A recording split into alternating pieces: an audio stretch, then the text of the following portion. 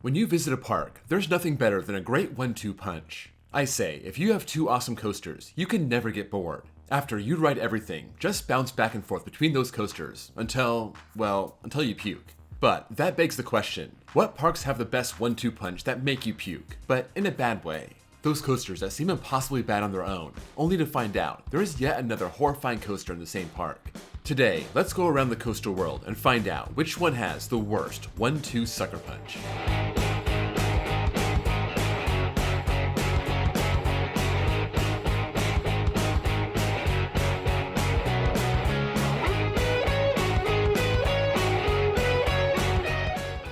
First, I want to thank my Patreons and my new member, Jarrett S. If you want bonus access, bonus content, behind the scenes videos, a shout out when you join, and your name on this fancy Patreon screen, follow the link below and join.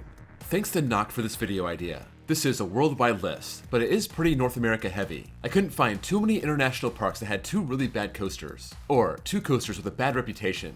After all, I haven't ridden too many coasters overseas, so let me know if you have any good 1-2 sucker punches that wasn't mentioned here. I didn't want this list to just be boomerangs and SLCs, and in fact, I don't have a single one of those on here. Also, some of these parks might have more than one combination that could be on this list, but I'm keeping this to one combination per park. One last important thing, I'm not going to limit this to current coasters. If these parks had two bad coasters open at the same time in the past, I'm counting it. But for my ranking, I will give more weight to parks with a current 1-2 sucker punch. I'm going to start with an honorable mention, Six Flags St. Louis. The Boss, a CCI wooden coaster, and Ninja, an Aero Vekoma looper. Why is this just an honorable mention? Well, some people really like The Boss. It may have been a good coaster in the past, but ever since I started riding this in 2018, it has been nothing but a rough mess. Plus, it's not very forceful. Ninja doesn't seem to have too many fans. This relocated looping coaster long outlasting its welcome, and even though it wasn't as jarring for me the last time I rode it, it's still not a good ride. I'm not a fan of either of these rides, but given the Boss's cult following, I gotta respect that and leave this as an honorable mention. Number 15, Carowinds. Vortex, a B&M stand-up, and Hurler, an International Coasters Woody. You might want to blame Paramount for both of these, but although Paramount struck the deal to acquire Carowinds in 1992, Vortex was a product of Carl Lindner after he took control of Taft in 1987. Hurler, on the other hand, was absolutely Paramount's fault, hiring a company that only built two coasters ever, theming it to Wayne's World, and it's hard to believe this coaster survived 30 years and is still going. 83 feet tall, 3,157 feet of track, 50 miles an hour, a lane course of shallow hills and drawn out turns. It's a giant waste of space. Vortex kinda saves this list. Not a good coaster by any means, but not awful. I actually semi-respected it when I rode it last year. 2 years after B&M got started, 90 feet tall, 2,000 feet of track, a loop and a corkscrew, and you have to navigate the course while standing, which isn't the best position to be in. So, Vortex saves us from being higher, but isn't good enough to keep it off the list. Number 14, Six Flags New England. Goliath, a Vekoma giant inverted boomerang, and Flashback, a Vekoma standard boomerang. Somehow, someway, these coasters ended up next to each other. Flashback being relocated here from Kentucky Kingdom in 2000, Goliath being relocated from Magic Mountain in 2012. That being removed in 2021, and Flashback still going strong 25 years later. So, you got two relocated boomerangs standing back to back. Flashback isn't the best boomerang, but isn't god-awful. It just doesn't have the modern enhancements that other boomerangs have. The biggest one being new trains and vest restraints. This one is all old school, so it's not that pleasant, but it does save it from being lower on the list. Goliath is doing no such favors. A ride that used to be great when it was at Magic Mountain, moved, and given new trains meant not to confuse people getting on. But in return, we got a rough mess of a coaster, ruining what was once a great ride. This shot into my bottom 10 coasters ever. It's no surprise that this operated for 7 years and has since been ripped out for a new coaster coming in 2025. Number 13, Cedar Point. Corkscrew, an aerodynamics looping coaster, and Mean Streak, a Din Corporation wooden coaster.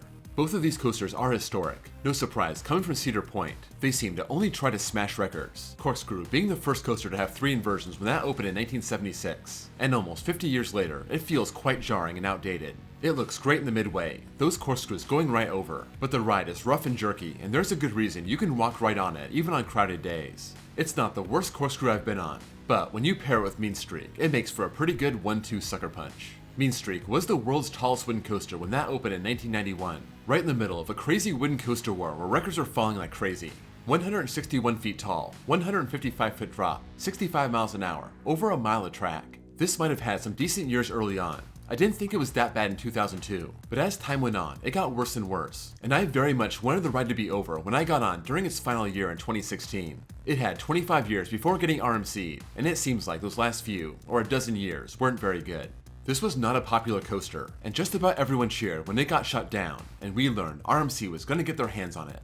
Number 12. Kings Island. Son of Beast, an RCCA wooden hyper, and King Cobra, a Togo stand-up. Lucky for Kings Island, both these coasters have come and gone, and neither one has been there in the last 16 years. Son of Beast was supposed to be the next big thing, a 218-foot wooden coaster with a 118-foot vertical loop, over 7,000 feet of track, something that would do the original Beast justice. But where Kings Island relied on their own team led by Charles Din to build the Beast, they relied on RCCA to build Son of Beast, and it didn't work.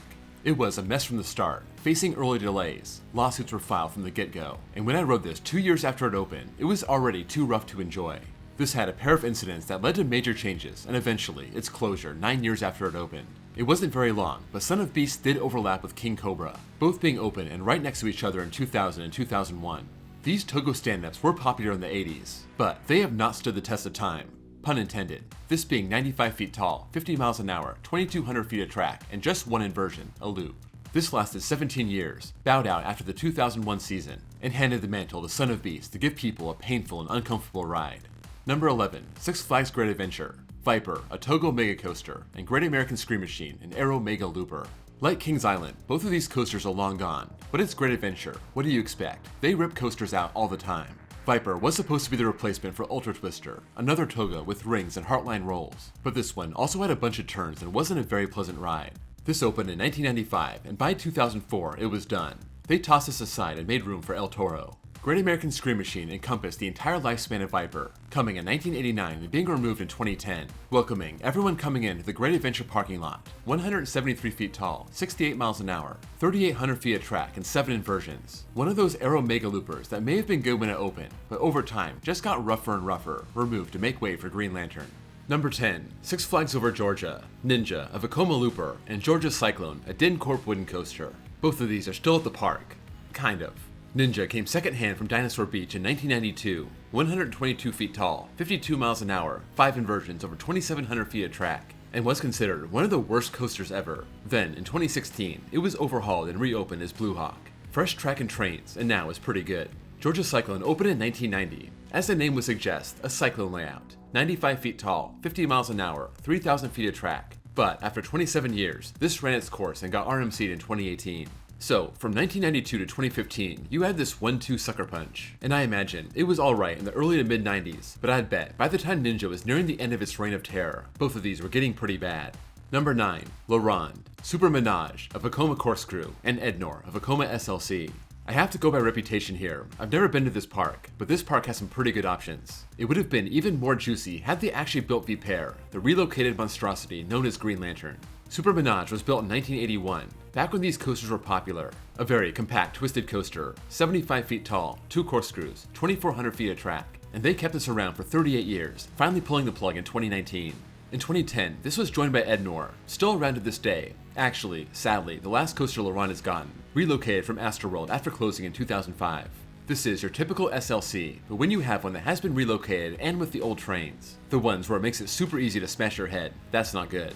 These two Vekomas wreaked havoc on La Ronde together for 9 years. Number 8. Elitch Gardens. Twister 3 Storm Chaser, a Hansel Phelps wooden coaster, and Mind Eraser, a Vekoma SLC.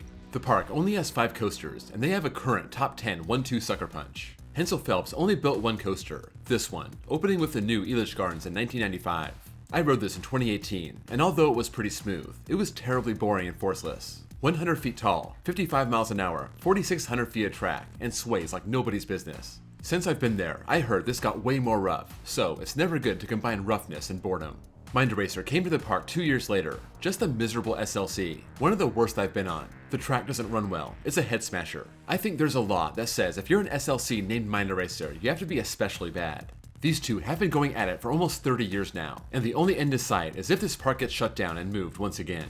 Number 7. Six Flags Fiesta Texas. Rattler, an RCCA wooden coaster, and Joker's Revenge, a Vekoma Hurricane. This park has only removed 3 coasters, and luckily, these are 2 of them. Rattler was the main event when Fiesta Texas opened in 1992, a record-smashing wooden coaster built on the side of a cliff, and you gotta see this thing sway. Check out some of the off-ride footage when you can. It was a rough mess as the years went by. The layout wasn't very strong. It had the most boring looking helix on top of the quarry wall, and after 20 years it was shut down in favor of RMC. Joker's Revenge found its way here in 1996, only lasting 5 years in the back of the park before being moved to Six Flags New Orleans, this going up 79 feet, less than 2,000 feet of track, a loop and 2 corkscrews, and apparently this had backwards trains. I really don't have a big desire to ride an old school Vekoma backwards when you can't see the jerky transitions coming. Since it was removed after just 5 years, it didn't have time to get old, so maybe it wasn't as bad as it sounds. But as of 2003, it was New Orleans' problem, and this spot eventually became home to Pandemonium. Number 6. King's Dominion. Hurler, an International Coasters wooden coaster, and Anaconda, an aero looper. I spared Shockwave for this one, but that could have made a really good trio. We talked about Hurler at Carowinds. This was the same thing, built by the same company who only built these 2 coasters and these 2 coasters only. And everything I said before applies here too. Shallow hills, drawn out turns, and boring. Shut down in 2015 and eventually RMC'd. Anaconda saw the rise and fall of Hurler, coming to the park 3 years prior in 1991 and outlasting it by almost a full decade, using a 144-foot drop into an underwater tunnel, a pretty good first quarter of the ride, and then a pointless and terrible second 3 quarters. Jerky, slow, rough, painful, and torn down after the 2024 season. Number 5. Six Flags Darien Lake. Predator, a DynCorp wooden coaster, and Mind Eraser, a Vekoma SLC.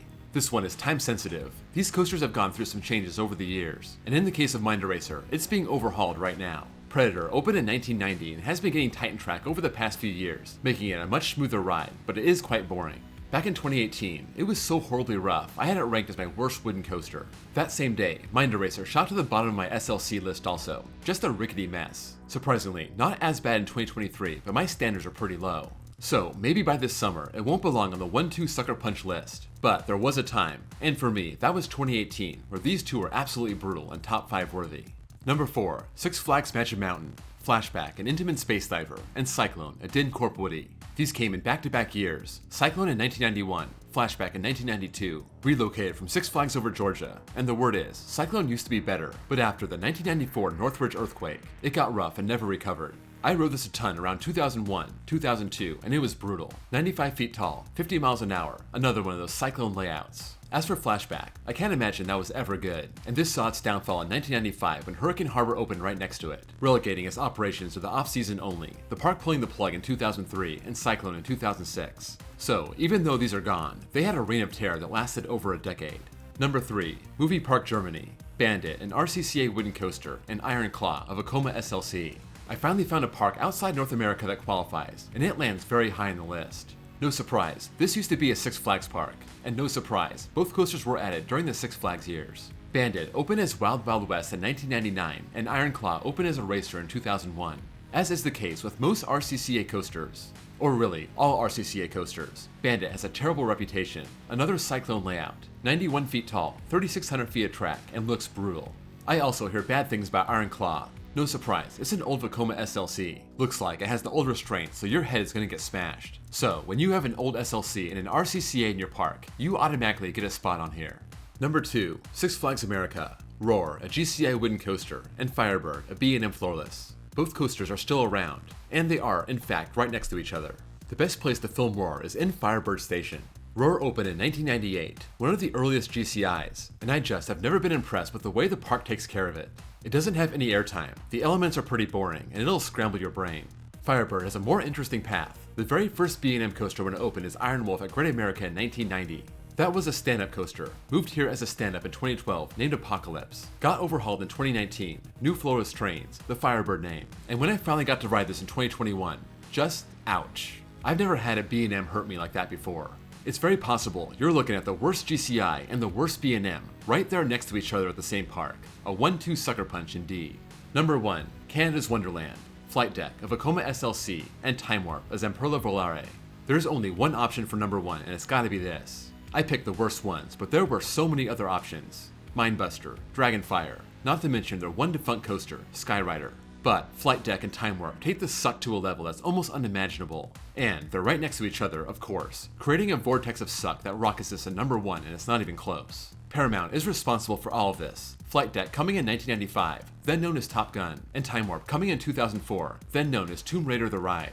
Flight Deck is considered one of the worst SLCs out there, and given my last ride in 2023, I would agree, at least among the active SLCs. Time Warp is the worst coaster still operating, period. Nothing but pain on this janky flying coaster from start to finish. Just a terrible set of coasters in a park that has so much good going for it. That's a wrap on the 1-2 sucker punches around the world. Let me know what you think of the list, what you would change around, and what you would add that I did not include, keeping in mind it could go back at any point in time as long as those coasters operated together.